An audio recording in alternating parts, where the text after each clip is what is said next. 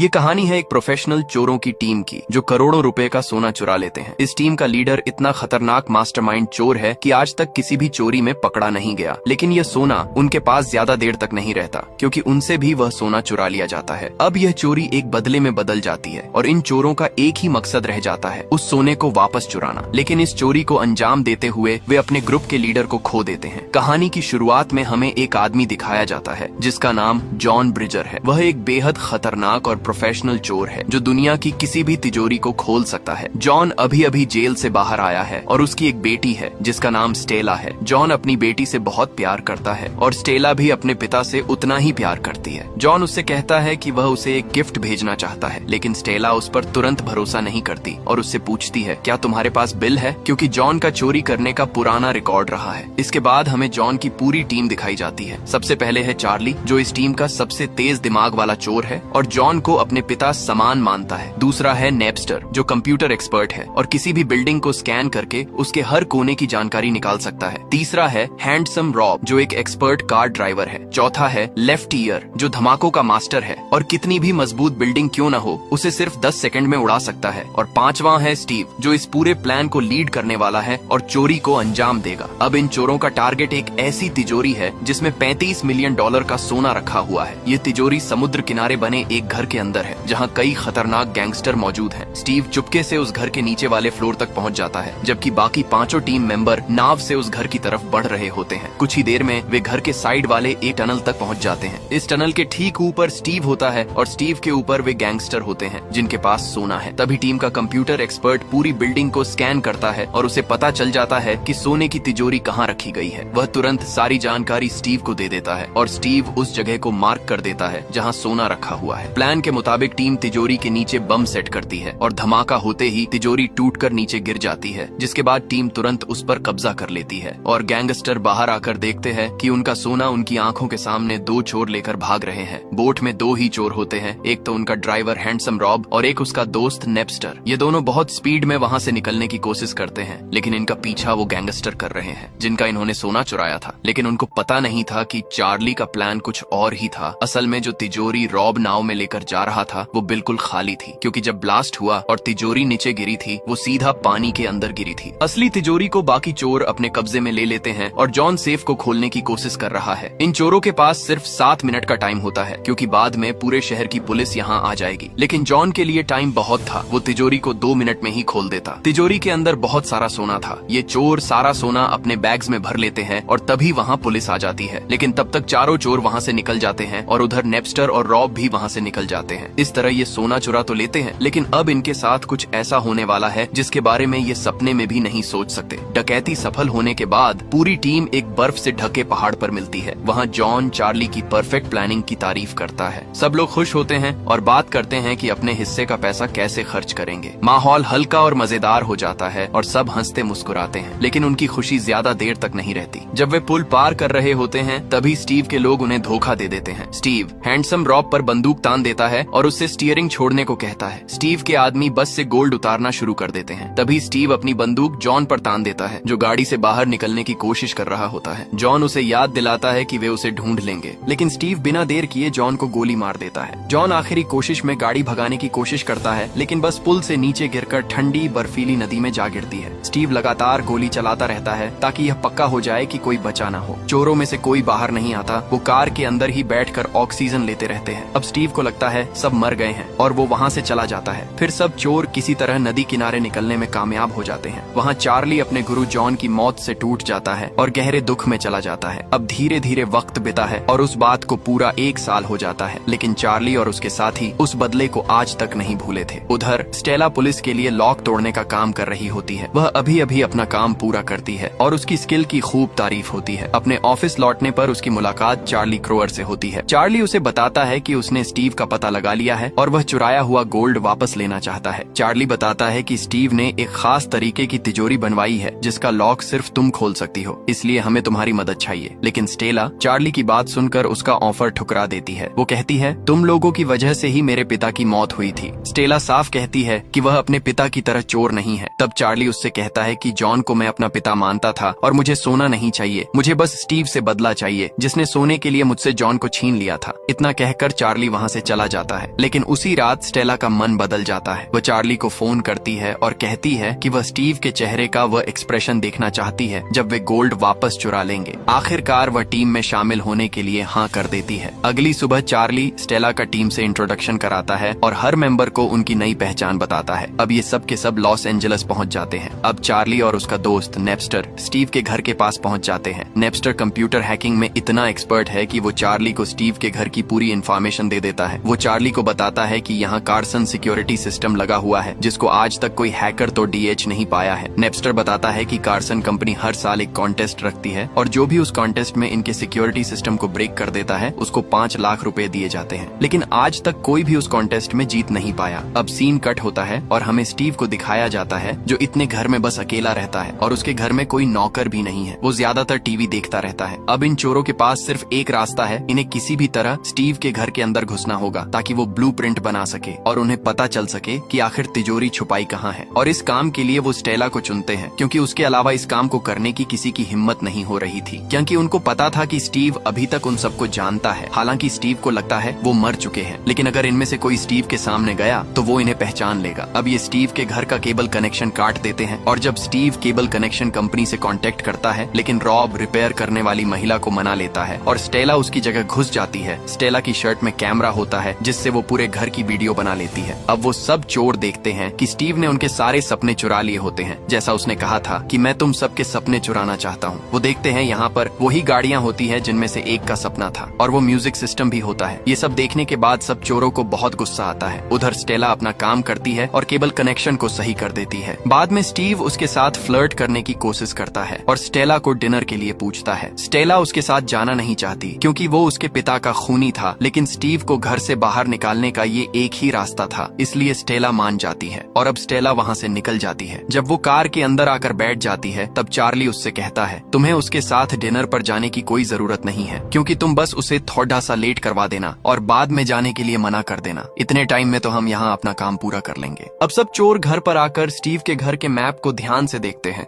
और नेपस्टर सबको बताता है कि सोने वाली तिजोरी और घर के मैन गेट के बीच डिस्टेंस बहुत ज्यादा है। इतनी दूर सोने को लाने के लिए हमें अंदर भी कार की जरूरत होगी और कार भी ऐसी होनी चाहिए जिनकी लंबाई 6 फीट से कम हो। अब चोर इसी तरह की गाड़ियां चला के देखते हैं और उनमें लोहे की छोटी छोटी रिंग रखकर भी आजमाते हैं। वो स्टीव के घर के रास्ते को देखकर गाड़ियां चलाते हैं। पूरी टेस्टिंग होने के बाद उन्हें पता चलता है कि उन्हें 3 गाड़ियों की जरूरत होगी और रॉब बताता है कि हमें इन गाड़ियों को मॉडिफाई करवानी होगी ताकि ये और मजबूत हो सके। इसलिए रॉब एक आदमी को लेकर आता है और बताता है कि ये आदमी जैसा हम बोलेंगे वैसी गाड़ी बना के दे देगा। वो आदमी आते ही अपना काम शुरू कर देता है। दूसरी तरफ इनकी टीम का हैकर पूरे शहर के सिग्नल सिस्टम को अपने कंप्यूटर में ऑन कर लेता है। अब नेपस्टर किसी भी वीडियो को डिलीट कर सकता है और अपने हिसाब से सिग्नल को कंट्रोल कर सकता है और नेपस्टर ऐसा इसलिए करता है क्योंकि स्टीव के घर और स्टेशन के बीच बहुत ज्यादा ट्रैफिक होता है और वो नहीं चाहता कि उनका 1 मिनट भी फालतू में खराब हो। चार्ली लायल की स्किल देखकर इम्प्रेस हो जाता है। वहीं दूसरी तरफ लेफ्ट ईयर अपने एक्सप्लोसिव स्किल पर काम कर रहा होता है। जब रिंच अपना काम खत्म कर देता है तब सब लोग कारों को टेस्ट ड्राइव के लिए ले जाते हैं। अब कार पहले से ज्यादा मजबूत और बेहतर हो चुकी होती है जिसे देखकर पूरी टीम खुश हो जाती है